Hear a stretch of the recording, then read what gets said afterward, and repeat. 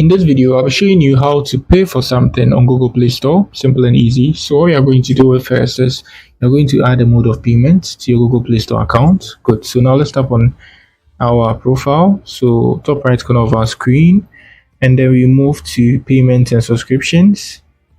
Good. You can see payment method there. Good. I've added a card there and a phone number there too. So you add your preferred mode of payment. That's a card or something. After that, you just come back. Good. So now let's move to premium so we can perform this action in the tutorial. So what we are going to do is we just select any of the apps here. Good. And this is the amount we need to pay. So we just tap on that there. Good. So now we select our mode of payment. So you can see I have a Visa card there. So I tap on the buy. When I tap on the buy, initiates the buy. So always there is a, what do we call it?